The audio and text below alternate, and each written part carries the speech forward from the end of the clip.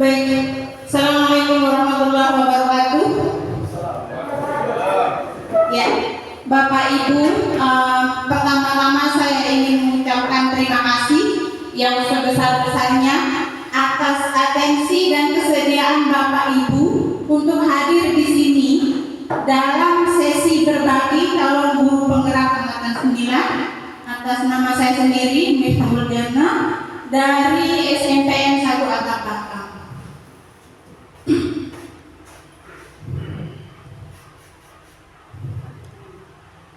Ya, pada sesi berbagi kali ini saya ingin berbagi pengalaman dan pemahaman atau bertukar pikiran saja, bisa kita sebut itu, tentang modul 1.4 pendidikan guru penggerak bertopik bertema budaya positif.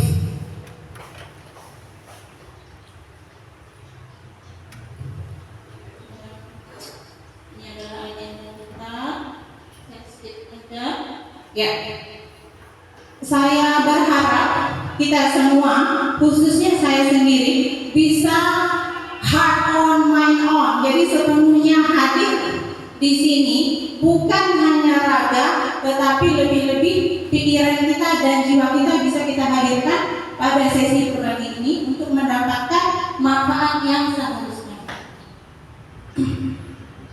Ya, sebelum saya masuk ke materi, Bapak Ibu, ini adalah 3 pertanyaan pemantik.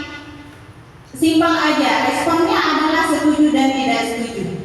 Ada 3 poin di depan. Ini adalah tentang hukuman dan penghargaan. Yang pertama, apakah Bapak Ibu setuju bahwa hukuman dapat mendisiplinkan anak? Yang kedua, apakah Bapak Ibu setuju atau tidak bahwa pemberian hukuman dalam konteks positif, misalnya seperti membaca atau membersihkan halaman sekolah, juga dapat meningkatkan disiplin anak? Kalau pernyataan pertama ini kental unsur kekerasan, sementara yang kedua tidak ada kekerasan verbal, tetapi tetap ada efek psikis ke anak, sama-sama konteks hukuman. Yang ketiga beda, Bapak Ibu, bukan lagi hukuman tetapi penghargaan. Memberi penghargaan dapat meningkatkan motivasi belajar anak.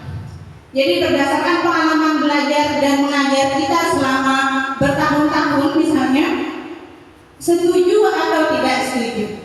Saya boleh minta kesediaan 3 orang untuk menyatakan setuju dan tidak setuju. Alasannya nanti ya, setuju dan tidak setuju aja dulu. Yang pertama, hukuman dapat mendisiplinkan anak. Setuju atau tidak Bapak Ibu? Tidak. Tidak setuju. Baik, terima kasih Pak Kepala. Kemudian yang kedua, pemberian hukuman hal positif seperti membaca atau membersihkan halaman sekolah dapat meningkatkan disiplin anak. Setuju atau tidak? Setuju. Setuju. Baik. Berarti ada hukuman yang tidak kita terima, ada hukuman yang kita terima. Kemudian yang ketiga, penghargaan, reward. Apakah dapat meningkatkan motivasi belajar anak? Setuju. Setuju. Oke. Bisa disebutkan contoh penghargaan yang pernah diberikan ke anak misalnya? Piagam. Memberikan tepuk tangan, baik, karena penghargaan itu tidak sifatnya fisik saja, tetapi verbalisasi, kata-kata positif juga masuk dalam kategori penghargaan. Ya, ini adalah materi yang akan kita bicarakan pada kesempatan ini. Saya mulai dari disiplin positif dan nilai-nilai kebajikan universal. Ya. Jadi bisa dipindahkan itu laptopnya bisa. Di atas meja ini. Ya, yang tidak terhalang. Yang tidak terhalang. Terhalang badannya. Iya, terhalang bisa. Di sini. Terhalang lintas. Pas. Empat itu. Kelihatan? Oke. Ini kan fisik ya. Ya. Nah itu Pak. Ini adalah aktivitas yang kita lakukan seharusnya ya, tapi nggak apa-apa kita skip dulu. Jadi kita menuliskan sesuatu di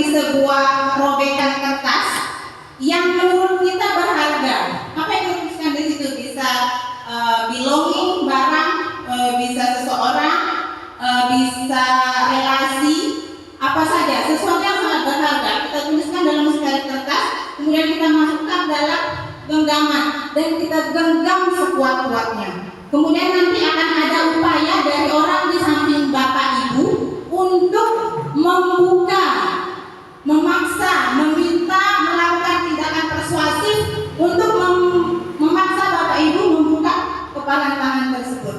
Sekarang saya tanya, kalau saya menggenggam sesuatu, kemudian Pak Kepsek misalnya, Pak Kepsek meminta saya dengan kata-kata yang baik, kemudian saya tidak mau memberikan uang, saya tetap tidak mau. Setelah itu Pak Kepsek memutuskan, pakai kekerasan aja nih, kayak paksa aja, kekerasan fisik.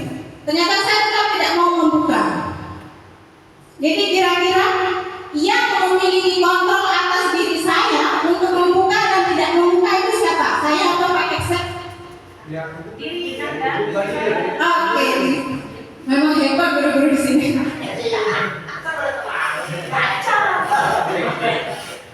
Baik.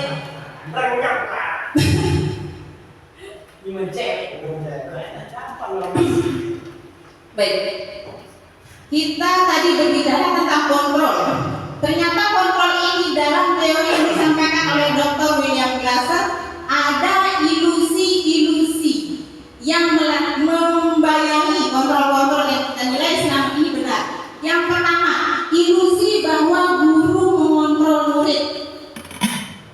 Definisi ilusi apa Bapak Ibu kalau kita boleh ngobrol? Ilusi. Ilusi sesuatu yang tidak nyata ya, abstrak. Ilusi bahwa kritik dan membuat orang merasa bersalah dapat menguatkan karakter. Ilusi bahwa semua penguatan positif itu efektif dan bermanfaat. Ilusi bahwa orang dewasa memiliki hak untuk memaksa orang yang umurnya lebih muda dari dia. Dalam konteks kita misalnya dari guru ke murid.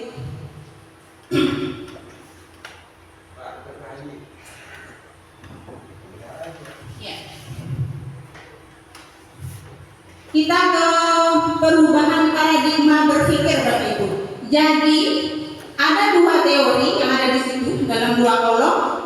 Siapa yang sesungguhnya memiliki kontrol? Kalau dalam kasus saya dan Pak Kepsek tadi, ada teori stimulus respon, ada teori kontrol atau teori pilihan. Keputusan saya untuk tidak membuka genggaman, apapun yang dilakukan oleh Pak Kepsek itu disebut dengan pilihan. Saya memilih untuk tidak membuka. Entah beliau menggunakan kekerasan, entah beliau berusaha menyolong dengan uang dan seterusnya. Dalam teori stimulus respon dikatakan bahwa kita mencoba mengubah orang agar berpandangan sama dengan kita. Jadi kita tidak menerima keberagaman. Sementara dalam kontrol atau teori pilihan dikatakan bahwa kita berusaha memahami pandangan orang lain tentang dunia. Saya berpikir A, Bulana berpikir B. Saya tidak akan memaksakan dia harus berpikir B. Saya berusaha memahami kenapa Bulana berpikir B. Barangkali ada sesuatu yang menyebabkan dia berpikir B. Jadi saya menerima. Saya menerima perbedaan dan keberagaman. Yang kedua, perilaku buruk dilihat sebagai suatu kesalahan. Benar? Benar Bapak Ibu? Perilaku buruk dinilai sebagai suatu kesalahan. Betul. Semua perilaku memiliki tujuan. Ternyata perilaku buruk tadi yang kita nilai salah ada yang melatar belakangi. Ada pemenuhan kebutuhan yang sedang diupayakan sehingga perilaku itu ada. Itu yang bisa kita pahami dalam teori kontrol atau teori pilihan. Orang lain bisa mengontrol saya. Hanya Anda yang bisa mengontrol diri Anda. Orang lain tidak bisa. Kecuali kita memberikan ruang bagi dia untuk mengontrol diri kita, barulah kontrol orang lain itu bisa masuk. Kemudian saya bisa mengontrol orang lain, ini juga salah. Anda tidak bisa mengontrol orang lain sampai dia melemahkan kontrolnya dan membiarkan Anda masuk. Pemaksaan ada pada saat bujukan gagal, kekerasan tadi ya. dibujuk untuk buka tangan nggak mau, dikasih uang untuk buka tangan nggak mau, akhirnya berpindah ke kekerasan, menempuh jalur ekstrim. Di teori kontrol kita menghilangkan unsur kekerasan, yang ada adalah kolaborasi dan konsensus. Itu yang kita bangun dengan rekan kerja. Kolaborasi ini adalah 21st century skill, keterampilan abad 21 yang digadang-gadang dapat menggantikan pola-pola lama yang tidak efektif dalam pendidikan. Kemudian ada model berpikir menang kalah. Selama ini mungkin kita berharap saya harus begini supaya saya menang dan orang lain ada di belakang saya. Jadi yang muncul saya sendiri. Itu tidak ada dalam teori kontrol. Yang ada adalah win-win solution. You win, I win. So we both win. Tidak perlu ada yang kalah. Saya menang, Anda juga menang. Jadi sama-sama memiliki kesempatan yang baik untuk menunjukkan diri. Baik, ini adalah mind map disiplin positif. Ini sebagian tadi sudah sebenarnya masuk ke teori kontrol tadi, kemudian kita ke makna disiplin. Selama ini kita memaknai disiplin itu adalah apa? Upaya untuk mengkondisikan supaya orang lain patuh dan menuruti keinginan kita atau mengikuti peraturan yang kita buat. Itulah disiplin. Padahal tidak, Bapak Ibu. Disiplin itu erat kaitannya dengan kontrol diri. Kontrol diri dengan cara menggali potensi diri untuk menjadi figur yang kita impikan dengan berdasarkan nilai-nilai kebajikan universal yang telah kita yakini. Itulah disiplin. Kemudian semua perilaku memiliki tujuan. Yang tadi bahwa tidak ada perilaku buruk sebenarnya. Semua perilaku ada yang mendasari. Ini masuk dalam teori motivasi. Ada motivasi ekstrinsik, ada motivasi intrinsik. Kalau tadi menghindari hukuman dan mendapatkan imbalan, itu masuk dalam motivasi ekstrinsik. Sementara motivasi intrinsik berdasarkan keyakinan dan dilakukan untuk menghargai diri sendiri. Model berpikir menang-menang, kolaborasi dan konsensus tadi sudah ya. Dalam menjalankan peran kita sebagai guru, kita dapat memilih 5 posisi kontrol. Yang pertama, penghukum. Ini sangat tidak direkomendasikan.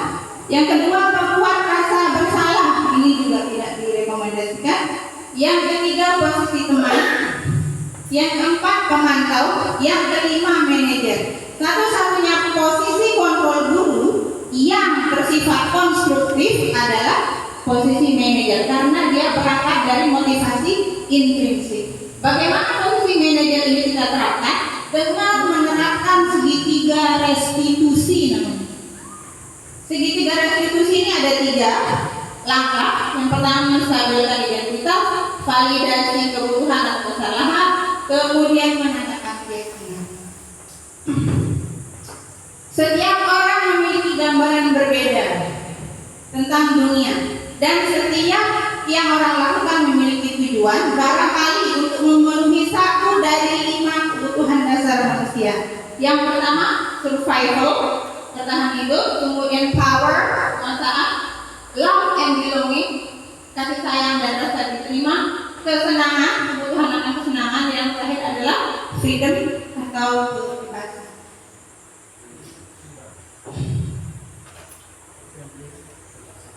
Ya, ini tadi sudah. Nah, disiplin. Dari tadi ya di slide ketiga sudah ada tulisan tentang nilai-nilai kebajikan universal. Apa sih nilai-nilai kebajikan universal itu? Ada di sini Bapak Ibu. Nilai positif atau sifat positif yang merupakan pujian mulia yang ingin dicapai setiap individu. Itulah yang disebut dengan nilai-nilai kebajikan universal. Kita akan masuk ke 2.2 motivasi, hukuman, penghargaan, dan restitusi. Sebelum saya lanjutkan, Bapak Ibu, apakah ada pertanyaan terkait yang pertama? Assalamualaikum warahmatullahi wabarakatuh. Salam. Back to slide 1 tadi, bahwa di situ judulnya apa tadi, pemantik apa itu? Yang tidak setuju? Enggak, soalnya saya mau dijelaskan terlebih dahulu apa sih sebenarnya. Mari slide 1 tadi. Dan satu, yang ini, yang mana? Yang ini, yang pemantik itu. Yang pemantik itu. Yang pemantik sudah tidak setuju. Yang ini, yang ini.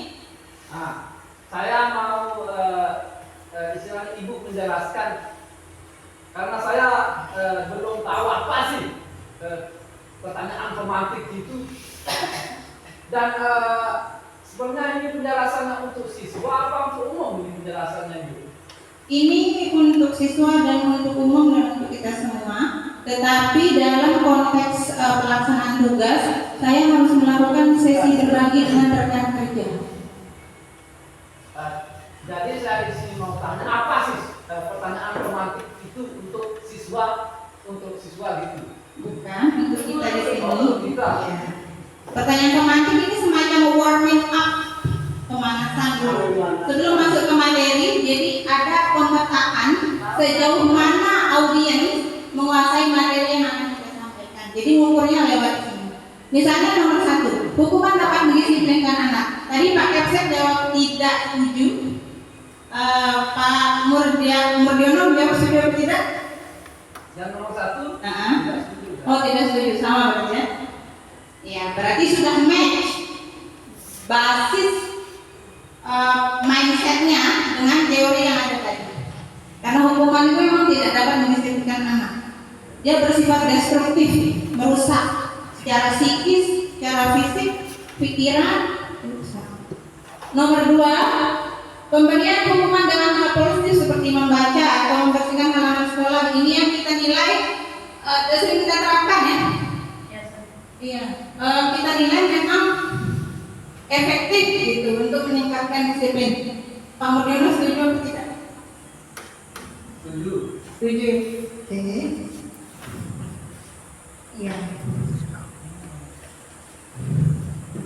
Yang ketiga, memberi penghargaan dapat meningkatkan motivasi belajar. Pernah memberi penghargaan pada anak? Pernah. Pernah. Dalam bentuk Tepuk tangan. ya. Oke. Sampai situ sudah jelas? Ada lagi yang tadi itu stimulus respon itu. Yang tabel. Ya, stimulus Gimana Pak Kepsek? Sedikit, atau mungkin diselesaikan aja dulu Pak Nur. Ya, stimulus respon.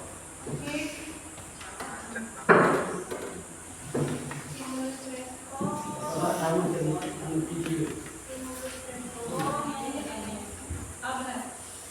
Stimulus respon. Gimana? Pertanyaan saya di situ, apa sih stimulus respon itu? Teori di mana ketika ada rangsangan maka ada respon. Itu teori lama. Teori lama. Lama tapi contohnya seperti apa? Itu. Untuk siswa. Itu contohnya. Kalau siswa datang terlambat ke sekolah, itu perilaku buruk apa perilaku terpuji, Pak?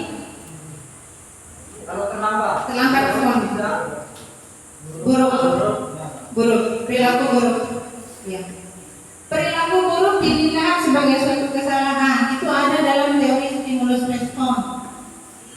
Teori yang kita anggap sudah tidak applicable, sudah tidak bisa diterapkan lagi, dan yang diangkat dalam kurikulum merdeka yang sejauhnya kita gunakan adalah yang versi yang ini.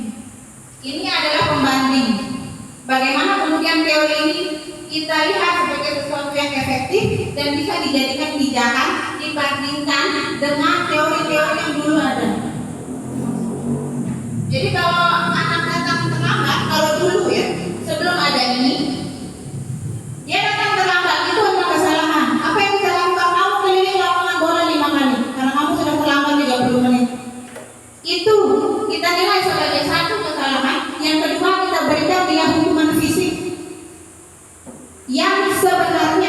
tidak berkorelasi dengan kesalahan yang dia buat, karena tidak mengkonstruksi kesalahan dan tidak memberikan solusi atas kesalahan yang dibuat. Sekarang kita beralih ke sini. Semua perilaku memiliki tujuan. Jadi tugas kita sebagai guru adalah memahami kenapa dia datang terlambat. Caranya bagaimana? Membangun komunikasi.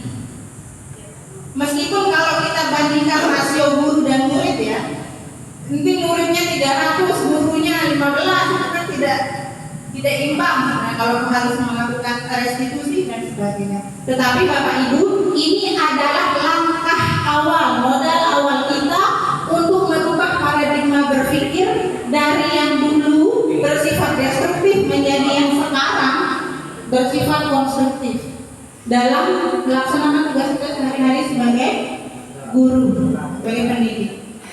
Itu Bapak ya, bisa diterima. Pakai website. Saya dulu Bu, sedikit saja. Ya, lanjut. Orang mana sih William Glasser ini kok pendapatnya ini dipakai di kita? Oh, William Glasser ini kalau tidak salah orang Amerika ya, atau kalau saya lupa tapi salah kan? Itu nanti kalau masalah asal, yang jelas dia adalah pakar pendidikan. Pakar pendidikan abad ke 20 ya. 1984. Abad berapa itu? Masih ada ke 1984. 93 juga dia masih. Oh, bosan ya. Dua kali si anu jadinya nggak ada doa dia. Oh iya, Senioran saya. itu aja. Dari Amerika ya. Kenapa yang digunakan adalah teorinya? Kenapa yang digunakan adalah teorinya Dr. William Glasser? Nah, yang saya tahu dia adalah pakar pendidikan. Sama kalau saya bertanya, kenapa dalam linguistik yang dipakai adalah teorinya Blossom, bukan teorinya Bloom misalnya? Kenapa bukan teori yang lain? Nah, ini kaitannya barangkali dengan prinsip dan arah Kemendikbudristek itu mengarahkan kemana? Kaitannya dengan idealisme menterinya berarti. Kemungkinan itu yang lebih tahu. Pakai set untuk mempersingkat waktu. Pakai set. Yang pertama yang coba perjelas lagi tanya Pak Murdiono tentang semantik tadi, ya. Pemantik Ya. Ini betul ya, segala sesuatu kegiatan kita harus ada warming up-nya. Ya, termasuk juga pengantin baru PJ ya harus ada warming up atau pemantiknya. Itu yang pertama. Yang kedua, yang kurang yang setuju itu akan coba yang definisi disiplin itu tadi. yang disiplin. Ya. Harus Mantik ya. Mantik itu mantap. Coba dibaca definisi disiplinnya. Disiplin adalah kontrol diri dengan menggali potensi kita agar mencapai tujuan mulia, yaitu menjadi sesuatu atau seseorang yang signifikan berdasarkan nilai-nilai yang kita hargai atau kita yakini. Kalau kita salah tadi aja dibacakan. Ini itu Bapak. Ya sudah, lanjut. Mantap, Bumi. I like it. Amin ya. Good. Oke. Lanjut. Sekarang ke baik Bapak Ibu, saya cukupkan pertanyaan jawab untuk 2-1.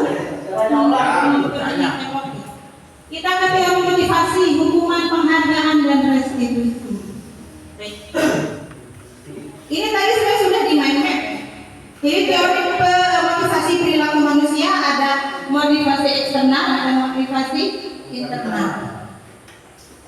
Untuk menghindari hukuman dan ketidaknyamanan dan juga untuk mendapatkan imbalan atau reward atau penghargaan dari orang lain, itu masuk di kategori eksternal.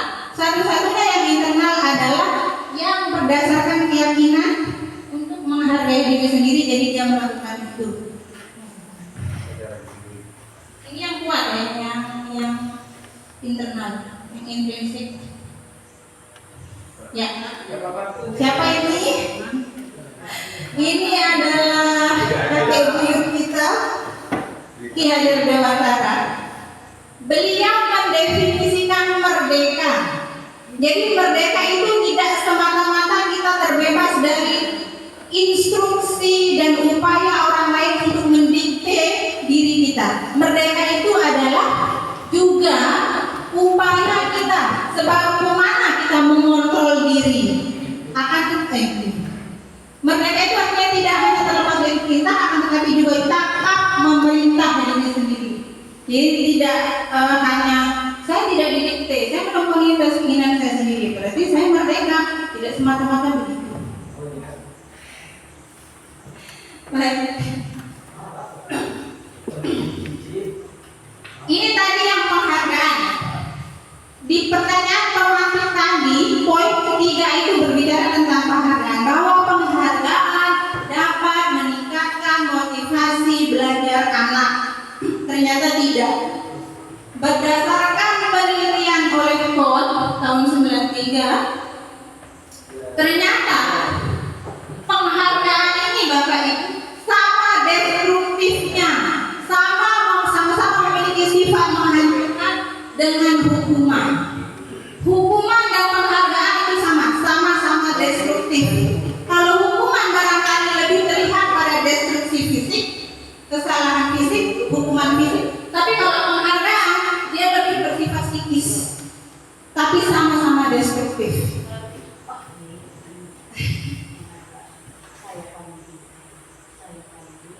Let's skip aja.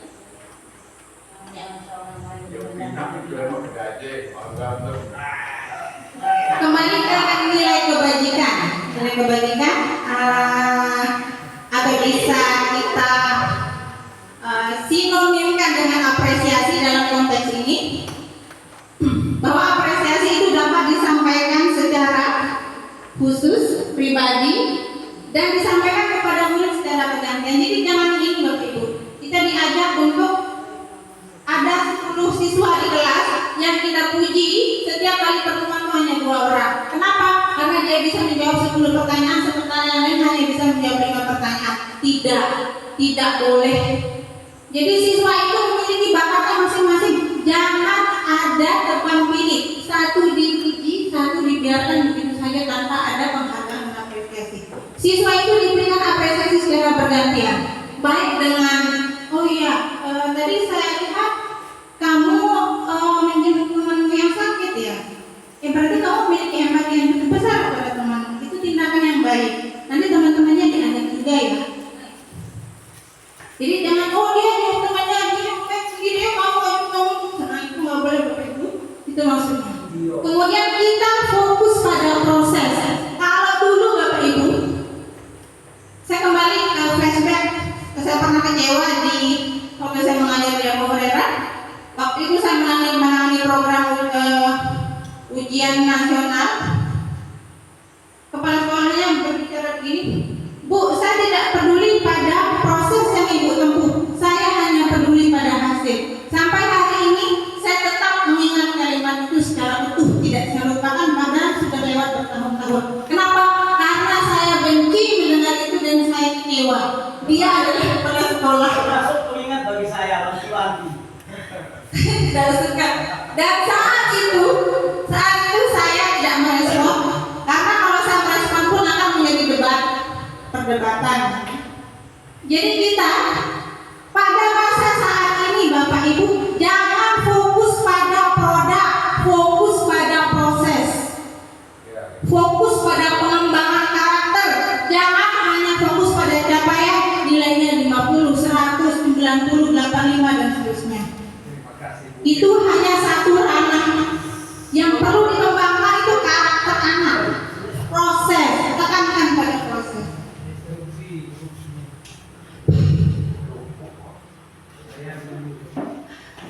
Yang tadi yang mana?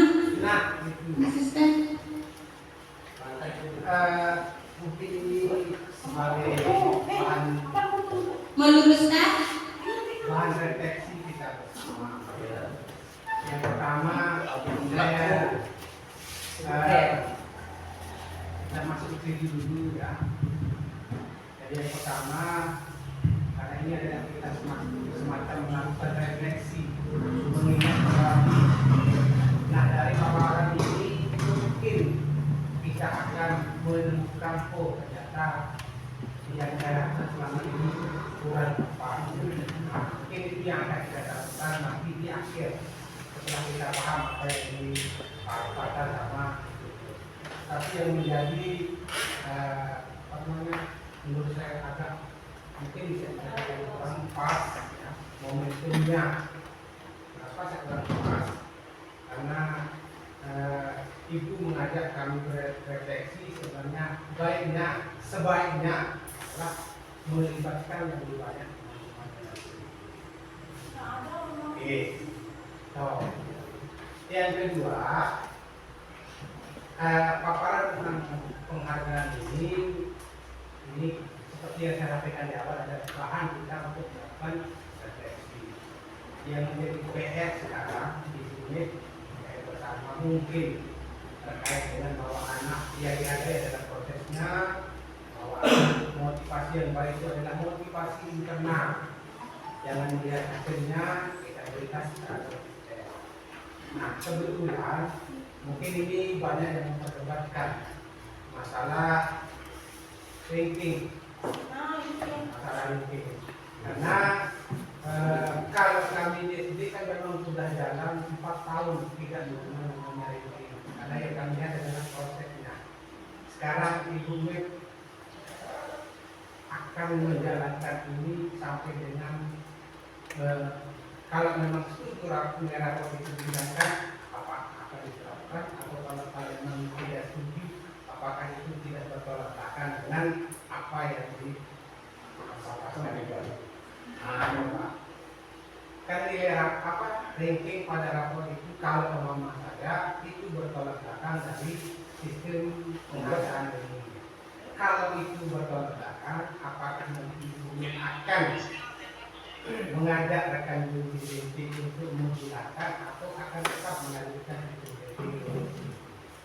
Ini SMP nggak ada ranking. Ada apa enggak? Nggak ada. Nggak ada. Nggak pernah. Oh, enggak ada. Nggak ada. Masalah kemarin saya lihat ada hadiahnya. Oh yang menggunakan itu. Nah, itu makanya. Iya tapi nggak pernah ada ranking. Nggak pernah. Tidak pernah. Ya. Jasa pemberian hadiah? Waktu itu apa ya? Saya nggak Kalau di fotonya itu ada. Kalau udah salah ada dia. dalam rangka nggak ada ranking sih. Maksudnya peringkatnya dihitung, itu peringkatnya dihitung. Sama mungkin tidak mungkin berikan hadiah. ada waktu itu ada peringkat? Nggak Nah, ini ada. kan ada. Nah, ini tidak ada. Sudah lah, itu masa lalu. Sudah. Intinya dari itu ada peringkat. Ada kemarin itu ada. Nah, baik aja Bu Mep. lanjut aja ya. Sedikit ya. Hmm. Sesuai seperti yang disampaikan Citra tadi, kita akan melakukan waktu Pak untuk semua kita. Ini yang sangat penting sekali. Tapi berhubung ini kaitannya dengan tugasnya harus hari ini, mau 2-3 orang, maka harus selesai. Iya, benar. Artinya depan kita ke depan akan ada lagi. Sepertinya ada dia yang mau. Bukan secara tugasnya mungkin di CGP nanti khusus untuk kita internal kita mungkin nanti fasilitatornya bisa Pak Citra dan berdua di kolaborasi. Kita akan adakan sesuatu penting lah. Iya. Ini sekedar untuk menjaga tugasnya saja. Nanti ke depan kita akan insyaallah. Betul. Iya, karena ini dikejar waktu ya. Baik. Masih lama waktunya. Nih. Lanjut ya. Itu sampai mana ya? Contoh pengakuan apresiasi. Nah ini Bapak Ibu. Jadi apresiasi, pengakuan, unjuk diri itu respon kita tidak harus kayak tadi ya hadiah harus kita juga bisa mengatakan secara verbal. Jadi ini lebih penting sebenarnya. Kita bisa mengatakan Aku juga belum kanan. nilai kebajikannya ada di sini Bapak Ibu. Nilai kebajikan universalnya ada di sini. Rasa empatimu besar sekali. sekali kepedulianmu, ini rasa tanggung jawabmu, rasa menghormati orang lain, sikap peduli atau nilai sosial yang tinggi atas apa yang dilakukan orang lain dan seterusnya. Ini adalah contoh cara yang bisa kita pilih untuk menyatakan apresiasi atas capaian siswa kita. Baik.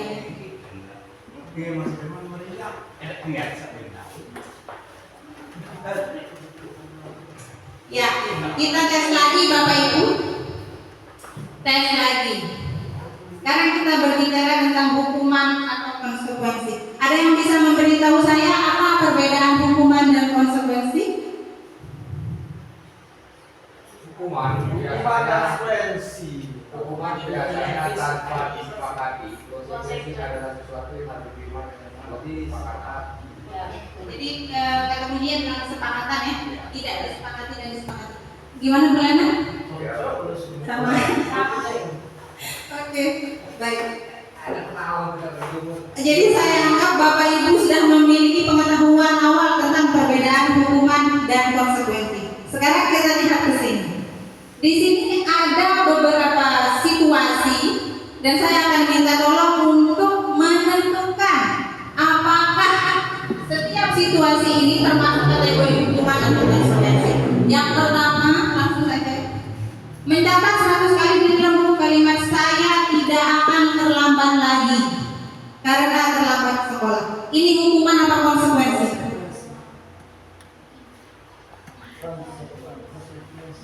Konsekuensi hukuman.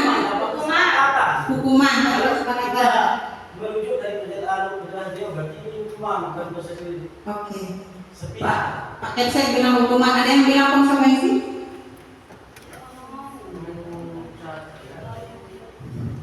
Oh, karena Pak saya udah ngomong. Ya enak. Oke. Oke, kita tulis di sini hukuman. Oke, kita tulis dulu ya, tampung dulu. Lari mengelilingi lapangan basket 2 kali karena terlambat hadir di sekolah. Konsekuensi apa hukuman? Hukuman. Hukuman. Hukuman. Oke, operator katakan hukuman. Konsekuensi. Konsekuensi, Mahmud. Konsekuensi ya. Ada yang bilang hukuman, ada yang bilang konsekuensi. Murid diminta untuk push up. Pernah meminta murid untuk push up? Saya nggak pernah ya.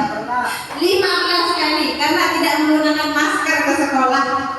Pernah. Hukuman apa? Hukuman apa konsekuensi?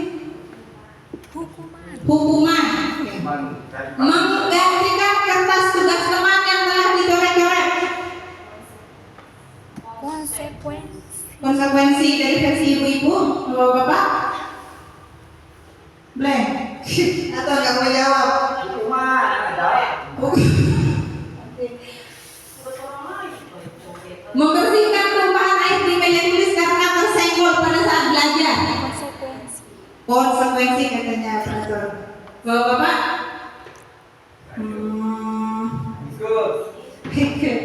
Murid disuruh untuk tidak mengenakan sepatu seharian di sekolah karena tidak mengenakan sepatu hitam. Hukuman konsekuensi? Konsekuensi kayak mana? Kalau peraturan seragam itu masuk seragam. Ya. Sudah kesepakatan kita buat kalau Apa operator? Konsekuensi ya sama kayak Pak Ustaz. Lari mengelilingi lapangan basket 2 kali karena terlambat 10 menit untuk pelajaran PJOK. Hukuman apa konsekuensi? Hukuman. Baik. Konsekuensi. Hukuman. Kita lihat. Karena hitung-hitung pemanasan. Jeng jeng jeng jeng. Ya. Inilah jawabannya. 1, 2, 3 hukuman, 4, 5 konsekuensi, 6 hukuman, 7 konsekuensi.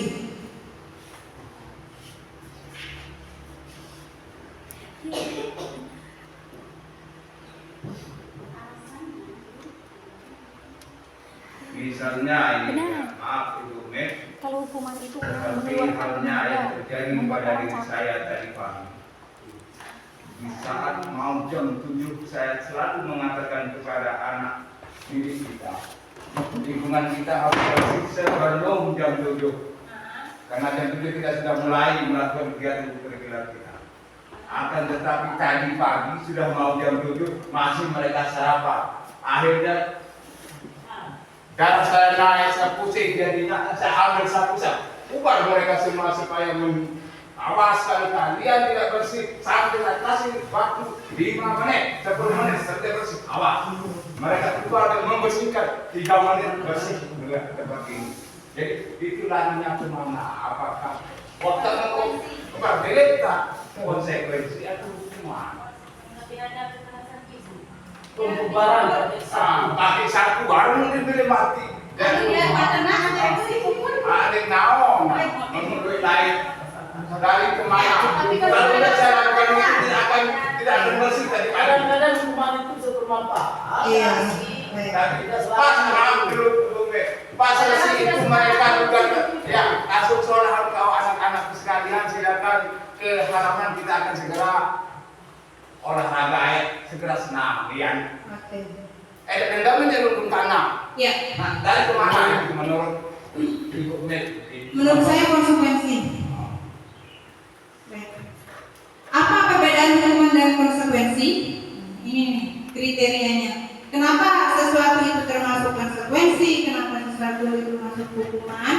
Yang sesuatu menyakitkan harus terjadi. Ini kan bunyinya menyakitkan, Bapak Ibu. Kalau tadi Bapak memukul itu kekerasan fisik ya, menyakitkan. Nah itu. Satu hari ini jadi nak pada Iya. Kemudian kalau di sini sesuatu harus terjadi, jadi tidak harus sesuatu yang menyakitkan, bisa jadi sesuatu yang konstruktif juga. Karena konsekuensi ini yang membedakannya dari hukuman adalah baik, kalau hukuman 100% bersifat destruktif, jadi dia merusak.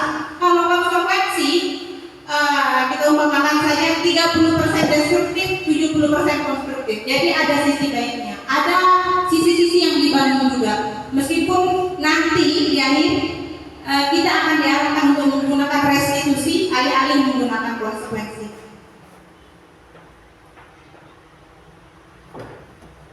Ya. Apa itu restitusi?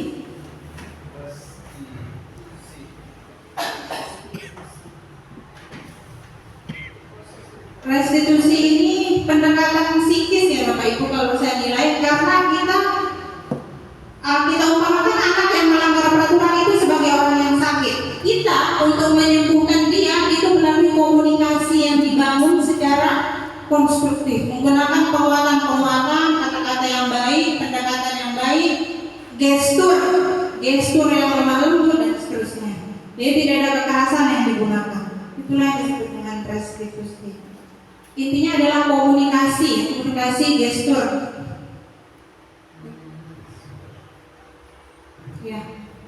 Kenapa kita harus beralih dari hukuman dan konsekuensi menuju restitusi? Ini jawabannya. Jadi restitusi ini hampir 100% restitusi itu bersifat membangun, Bapak Ibu.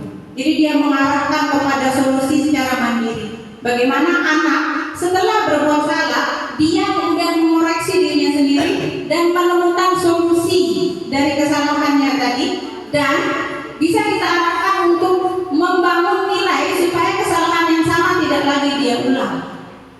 Itulah kenapa kita memilih restitusi. Apakah kita boleh menuntut kalau kasusnya tadi ya? Karena ini sifatnya kontekstual juga, tergantung dari karakter murid dan karakter guru. Betul? Kalau tadi, kalau dalam kasus patas tadi ya tergantung karakter murid dan karakter guru ya. Apakah kita boleh turun satu tingkat dari restitusi ke konsekuensi? Boleh. Tergantung siapa yang kita hadapi. Murid kan begitu, ada yang mudah, ada yang agak sulit, ada yang sangat sulit. Kalau dalam kasus kelas 9 SMP, kita tahu sendiri, yang mana yang boleh turun dari restitusi ke konsekuensi. Lanjut, Ya, aduh. Oh, masih dulu. Iya. Berapa lembar? Ciri-ciri restitusi. Jadi restitusi ini diarahkan bukan untuk menebus kesalahan yang telah dibuat, tetapi untuk belajar dari kesalahan. Dari kesalahan itu dia bisa belajar apa? Kalau dia datang terlambat ke sekolah, apa yang bisa dia pelajari? Apa pembelajaran yang bisa dia ambil? Oh, dia ternyata ketinggalan banyak pelajaran. Karena terlambatnya tidak sekali. Dari situ kemudian dia belajar, ternyata pemahaman saya tentang bahasa Inggris ini kurang karena saya sering terlambat ke sekolah, jadi saya banyak ketinggalan materi dan banyak tidak mengikuti kegiatan kelompok, aktivitas kelompok di kelas, sehingga saya tidak boleh terlambat lagi, supaya pemahaman saya tentang bahasa Inggris lebih baik dan bisa menjawab soal-soal yang diberikan. Kemudian restitusi ini memperbaiki hubungan. Dia bersifat pilihan, Bapak Ibu. Jadi dia ditawarkan, bukan dipaksakan. Kalau konsekuensi itu ada unsur pemaksaan, karena dia bersifat prosedural, cenderung prosedural. Kemudian restitusi menuntut untuk melihat ke dalam diri, insight, look inside. Kemudian restitusi mencari kebutuhan dasar yang mendasari tindakan. Restitusi diri adalah cara yang paling baik. Restitusi fokus pada karakter, bukan pada tindakan. Restitusi fokus pada solusi yang tadi ya. Restitusi mengembalikan murid yang berbuat salah kepada kelompoknya. Itu tentang hukuman, teori motivasi, penghargaan dan restitusi.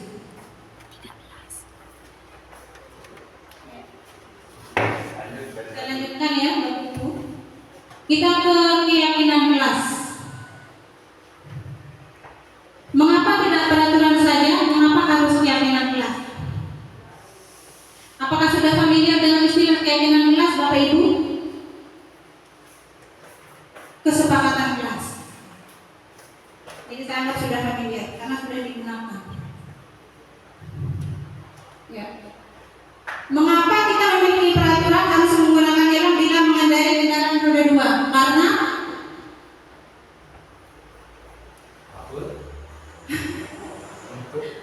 Takut ditilang. takut ditilang untuk menghindari hukuman. Nah itu motivasinya. Ada jawaban lain? Supaya aman dari Supaya aman dari kemiskinan. Aduh, takut. Saya tuh punya jatuh. Ini kena sampai ini kempes. Jadi demi Jadi saya sekarang kemana saja saya gunakan helm. Pilih perahu dan demi keselamatan untuk supaya tidak ditilang, demi keselamatan melakukan semangat. Keselamatan. Ya, jadi tetap hati glowing. Helm dengan nama memakai helm. Iya. Ya, ini kesepakatan kelas.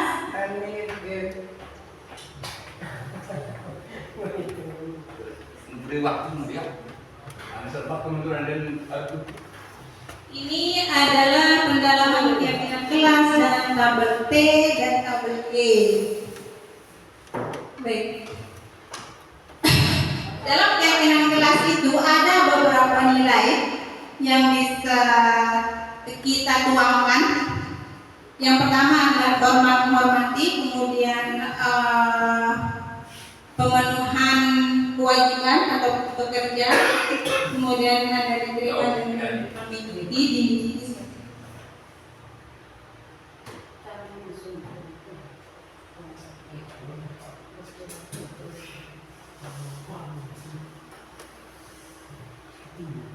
Ya.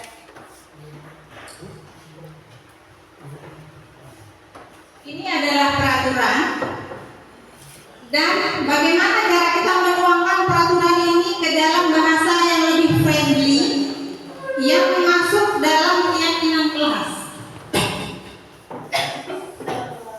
Ketika kita mengambil suatu barang misalnya, dan kita mengembalikan lagi barang tersebut di posisi semula di mana kita mengambil, itu masuk dalam nilai apa, Bapak Ibu? Mengembalikan barang ke tempatnya. Tanggung jawab. tanggung jawab. Tanggung jawab. Oke. Dilarang mengganggu orang lain. Ini masuk dalam nilai apa?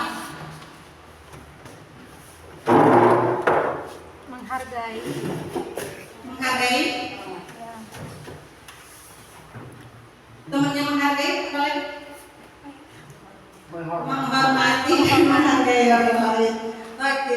Kemudian hadir di sekolah 15 menit sebelum pembelajaran dimulai, ini masuk dalam nilai apa?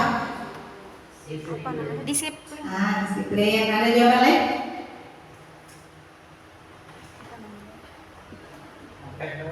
Skip. Dilarang melakukan kekerasan. Nilai apa? Skip. Dilarang menggunakan narkoba. Nilai apa? Kesehatan. Bergantian atau menunggu giliran. Nilai apa? Antri. Kalau ngantri itu kita menerapkan nilai apa? Disiplin, sabaran juga diuji. Sabaran, disiplin, apa lagi? Taat, tertib. Dan kepatuhan apa lagi? Skip. Gunakan masker. Nilai apa? Kesehatan. Kesehatan. Jangan berlari di tengah koridor. Keselamatan. Keselamatan. Jawabannya apa ya? Kayaknya deh. Ayo kita lihat. Jeng jeng jeng. Jadi hadir di sekolah ini saya termasuk yang salah jawab ya. Tes DNS. Hadir di sekolah 15 menit sebelum pembelajaran dimulai, saya jawab disiplin dan jawaban saya salah. Menghormati orang. Jawabannya adalah menghormati orang lain. Bisa ya? Bisa ya? Iya. Menghormati orang lain dan berkomitmen. Ini jawaban saya. Komitmen ya. Menghormati orang lain. Menghormati orang lain yang duluan datang, salah ketik gitu. Ada yang sakit tangan. Dari Indonesia ke tangan kan dengan saat Apa yang hubungan tangan pertama di sini? Oh, aku juga tahu datang ini yang dengar datang. Dengar hijab. Jadi Bapak Ibu, ya. itu bergerak. Kalau peraturan ini biasanya identik dengan kata-kata keras. Dilarang, jangan coba-coba. Berbeda dengan keyakinan kelas Bapak Ibu, kata-kata negatif tadi kita transformasi menjadi kata-kata positif dalam bentuk nilai-nilai.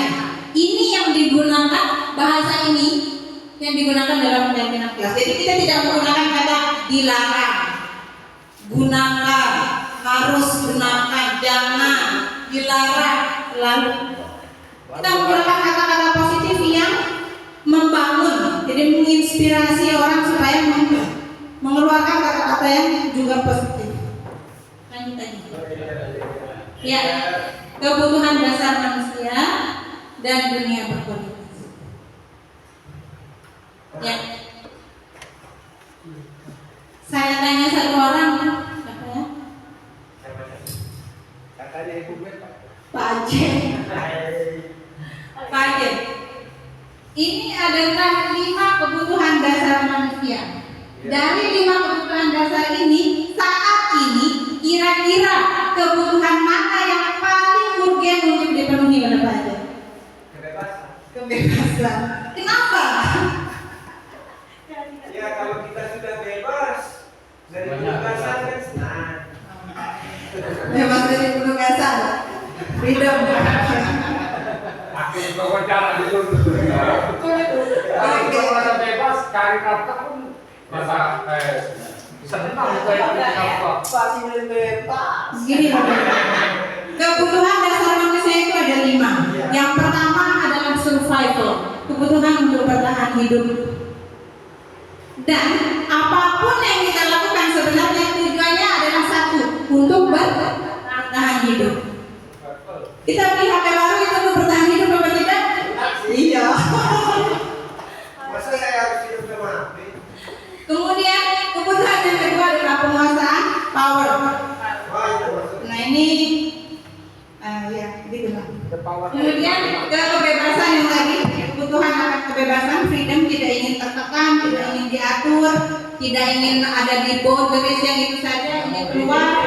Kemudian ada kebutuhan akan kesenangan, smartphone, YouTube, sosial media. Kemudian kebutuhan akan kasih sayang dan rasa diterima. Ini biasanya dengan figur lekat ya, figur lekat kita, orang tua, pasangan, anak, relasi. relasi sosial yang lain. Ya. Kita ke 5 posisi kontrol guru. 5 posisi kontrol guru. Tadi di mind map sudah disebutkan bahwa ada posisi penghukum, pembuat rasa bersalah, teman, pemantau, dan manajer. 1, 2, 3, 4 ini mengarahkan kepada identitas gagal namanya. Jadi kita kalau mengambil posisi ini, maka kita mengarahkan murid kita kepada kegagalan untuk mengevaluasi diri. Tidak konstruktif, destruktif lagi. Yang digunakan yang mana? Yang di sini, yang manajer. Apa itu? Mengajukan pertanyaan-pertanyaan, jadi tidak menggunakan kekerasan.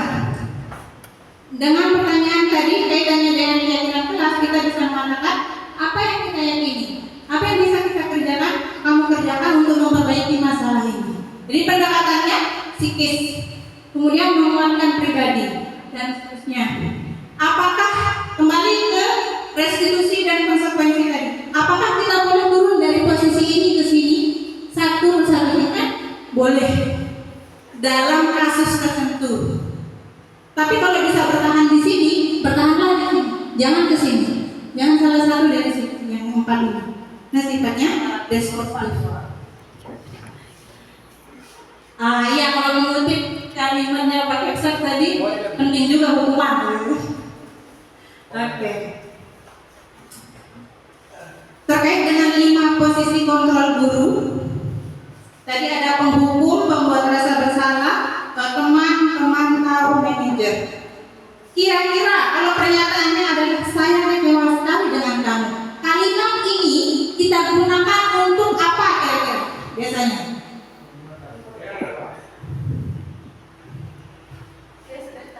kira-kira bagaimana waktu itu? Saya kecewa sekali sama kamu.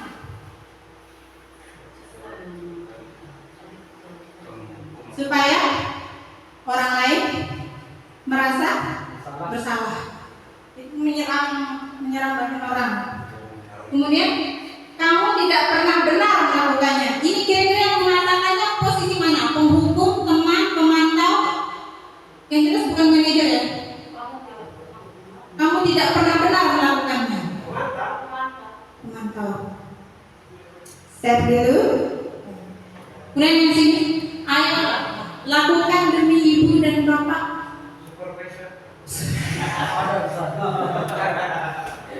Ini kata ada kata ayolah Bapak Ibu. Ayolah. Jadi dia seperti ada simbol-simbol keakraban. Teman. Apakah kamu mau mendapatkan stiker bintang hari ini?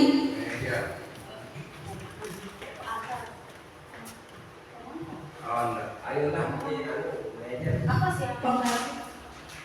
Apa? Kamu mau dapat Bagaimana kamu bisa menyelesaikan masalah ini? Manajer. Kamu selalu yang paling terakhir titik. Kira-kira? Lu lagi. Jeng.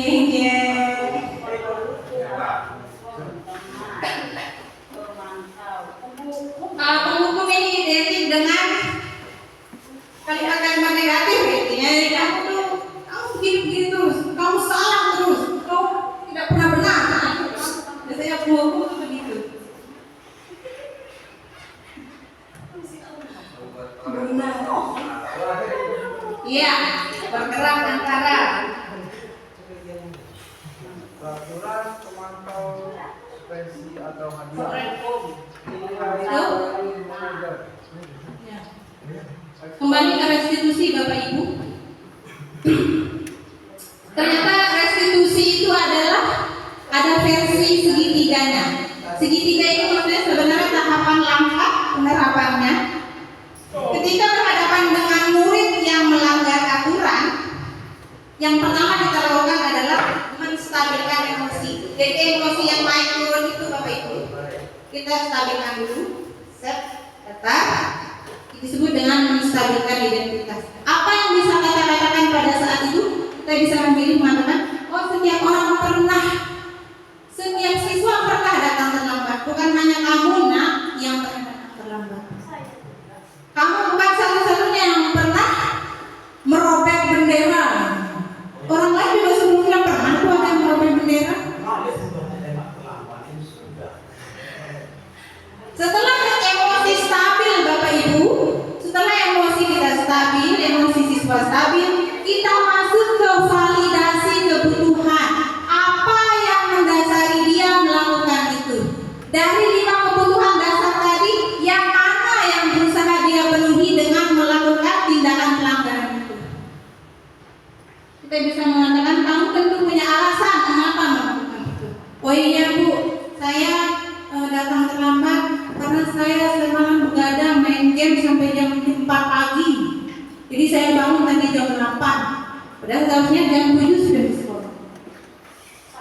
Jadi dia memenuhi kebutuhan akan kesenangan, fun, game. Setelah masuk ke validasi kebutuhan, kita tahu kebutuhan apa yang berusaha dia penuhi. Kita masuk ke langkah terakhir, yaitu menanyakan keyakinan. Kaitannya dengan keyakinan kelas tadi. Kalau tindakan kamu yang sering datang terlambat ini, apakah telah sesuai dengan keyakinan kelas kita? Bisa bertanya begitu. Misalnya di poin keyakinan kelasnya ada datang tepat waktu. Ini kita tanyakan. Kamu yang datang terlambat hari ini, datang jam 8, apakah telah sesuai dengan keyakinan kelas kita? Nanti jawabannya pasti, oh tidak sesuai, Bu. Itulah fungsi keyakinan kelasnya. Tadi kita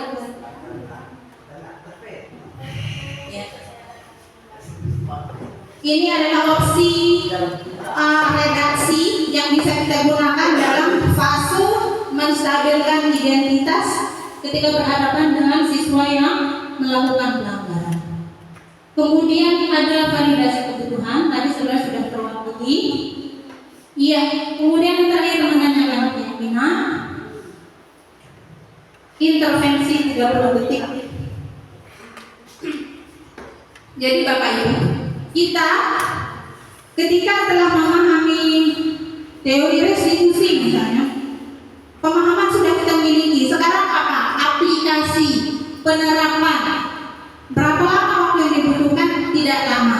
Paling sedikit kita hanya membutuhkan waktu 30 detik untuk menggunakan redaksi-redaksi yang konstruktif tadi. Jadi alih-alih memberikan hukuman, alih-alih menyebutkan peraturan untuk mengarahkan mereka kepada konsekuensi, kita dapat memilih menggunakan kalimat-kalimat ini yang merupakan bagian dari langkah-langkah restitusi.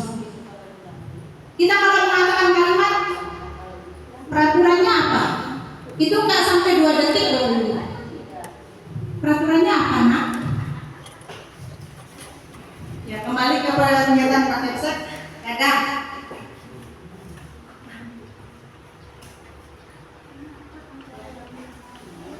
Refleksi ini wajib ya. Menunya guru penggerak ini refleksi. Pasti refleksi. Saya ingin minta tolong Bapak Ibu, minta tolong kesediaan 1, 2, 3, 4 atau 3 orang boleh untuk menjawab pertanyaan dalam sesi refleksi sebelum kita tutup. Yang pertama, hal baru apa yang merubah paradigma saya yang saya dapatkan setelah paparan yang tadi? Meskipun paparannya cukup singkat ya, barangkali ada hal baru yang telah didapatkan atau dipahami. One person. Bu Ratna. Ada yang bisa tanyakan. Assalamualaikum warahmatullahi wabarakatuh. Waalaikumsalam warahmatullahi wabarakatuh. Sini apa? Hal baru apa yang mengubah paradigma saya yang saya dapatkan? Jadi seperti paparan Ibu tadi ya tentang anak terlambat, anak yang suka mengganggu kan biasa kelas 1 ya, suka ganggu temannya. Jadi sering kita katakan, kenapa kamu selalu ganggu teman? Jadi salah ya. Jadi saya besok saya mau tanyakan kenapa suka ganggu temannya, gitu ya? Jadi memang sudah ada sampai kelas kita, jadi ya saya insya Allah saya akan coba. Saya agak bingung tadi sebenarnya. Ya, itu ya. Insya Allah saya coba di kelas. Terima kasih. Ya, assalamualaikum. Terima kasih. Yang kedua dari yang gentleman. Oke. Nomor 2 yang mana?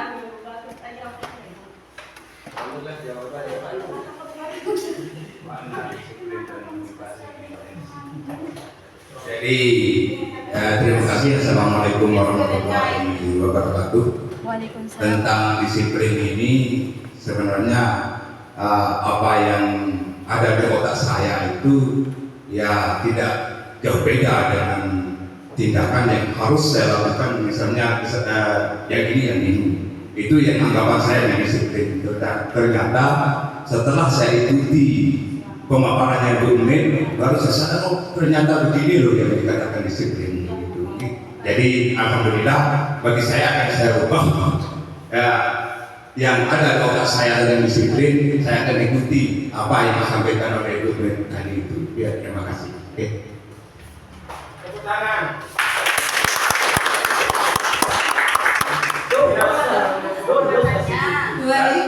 Terima kasih Bapak Ibu. Jadi saya di sini sebenarnya bukan dalam posisi superior, tidak. Karena saya sendiri masih berupaya menerapkan. Jadi saya belum pada kategori sukses menerapkan, tidak. Saya baru belajar menerapkan. Baik, kita ke yang terakhir Bapak Ibu ya. Yang ketiga. Peran AMOM seperti apakah yang telah saya lakukan selama mengikuti modul ini? AMOM, penonton. Jawab itu. Jawab Jadi, diri. Bumi yang dilakukan saat ini. Orang tersebut kok. Kan Bumi yang dilakukan saat ini. Ya. Ya, jawablah.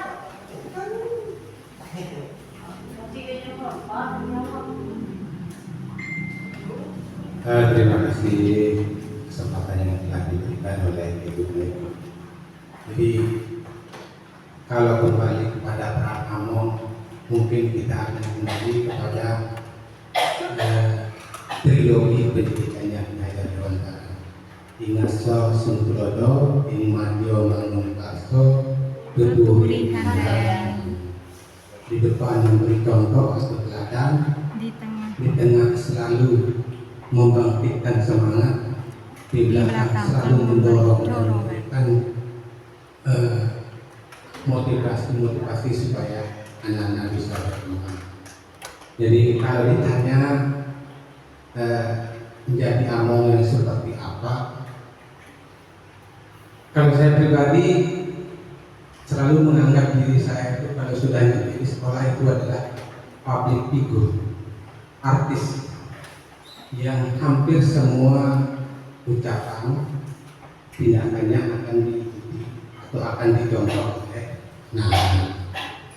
mulai dari cara berpakaian. Kalau Bapak Ibu mau lihat anak-anak kita berpakaian rapi, maka kita juga harus berpakaian rapi. Kalau Bapak Ibu mau melihat anak-anak kita semangat untuk belajar, kita yang lebih dahulu harus semangat untuk mengajar.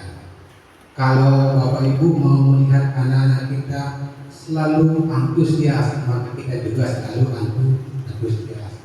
Kalau Bapak Ibu mau melihat anak-anak kita penuh keceriaan dan senyum sepanjang hari, kita juga harus banyak senyum di hadapan anak-anak. Karena saya yakin kalau kita sudah memiliki hubungan positif, hubungan yang dekat, menjadi teladan yang baik bagi anak-anak kita, maka anak-anak pasti akan meneladani atau menjadikan kita sebagai panutan dalam setiap tindakan tingkah laku kita selama di sekolah. Mungkin itu saja Ibu Mem. Sekian. Assalamualaikum warahmatullahi wabarakatuh.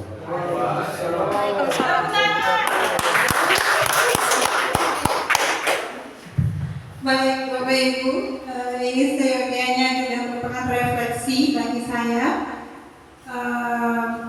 Yang jelas setelah mempelajari budaya positif ini, dari 5 modul yang telah saya dapatkan di ruang guru penggerak, yang paling menarik adalah teori materi tentang budaya positif menurut saya. Jadi antusiasme saya lebih tinggi daripada ketika mempelajari modul yang lain. Dan hal ini linier dengan komitmen saya untuk bisa menjadi figur seperti yang tadi telah ditampilkan ini. Kita anggap saja sebagai dorongan, sebagai motivasi untuk berkembang. Jadi saya menampilkan semua poin yang tadi Bapak Ibu bukan karena saya telah berhasil melakukannya, bukan karena saya telah sukses menerapkannya, tetapi karena saya baru mulai belajar. Dan itulah kenapa saya mengajak kita semua untuk juga mulai belajar menjadi seperti apa yang tadi telah disampaikan. Begitu Bapak Ibu ya. Ada yang ingin disampaikan? One last minute, 1 menit terakhir sebelum kita tutup. Pak Kepala. Terima kasih Bapak Ibu. Setelah kita menyimak bersama, terutama pribadi yang merupakan produk lama, kurikulum lama, ternyata banyak yang salah saya lakukan selama ini. Ya, sekalipun produk lama juga nggak selamanya nggak berhasil, tapi perlu pembenahan dan sebagainya. Nah, kalau kita lihat, mungkin yang lebih paham materi yang telah disampaikan tadi adalah yang pernah berkecimpung di CDP, yaitu dalam ini Pak Tite dan Bumi. Oleh karena itu, tidak cukup sama 2 orang, dan sangat yang senang sekali lihat teman-teman bersemangat ikut semua guru penggerak. Nah, kalau semua ikut guru penggerak mungkin enaklah diterapkan. Oleh karena itu saya berdoa mudah-mudahan rekan-rekan semua biarlah kepala sekolah tak ikut guru penggerak karena sudah tersandra dengan usia. Untuk teman-teman yang masih muda, energi, dan saya persilakan untuk ikuti guru penggerak. Setelah semua itu guru penggerak yang kita terapkan, ya kan santai-santai saja sekalipun guru penggerak teman-teman sudah mantap. Oleh karena sekali lagi, mari bersemangat menjadi guru penggerak sehingga mungkin merupakan catatan sejarah bahwa SD sekolah di Bangkal ini semua mayoritas dominan guru penggerak, sehingga ke depan SD Bangkal ini menjadi sekolah yang bergerak terus dan jadi penggerak. Terima kasih. Assalamualaikum warahmatullahi wabarakatuh. Benar yang disampaikan oleh Kepala tadi.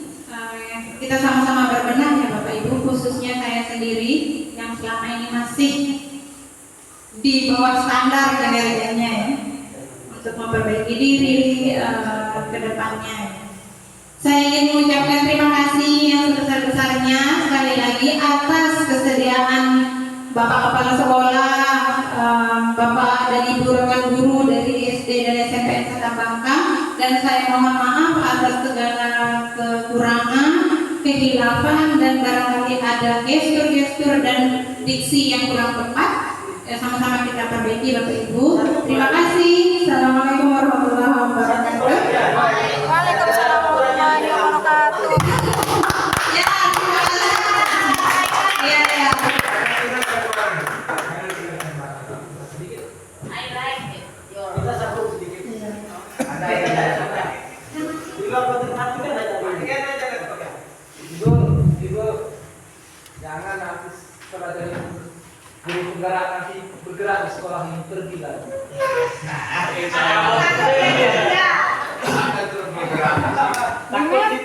Mohon kamu kasih karena kita juga capek dari kegiatan. Namun karena itu sudah diagendakan, tidak akan kita depan, akan kita diskusi di sini. Jangan di depan. Kok ada yang bisa dipencet ya? Terima kasih Bapak. Bisa berhenti? Tentang studi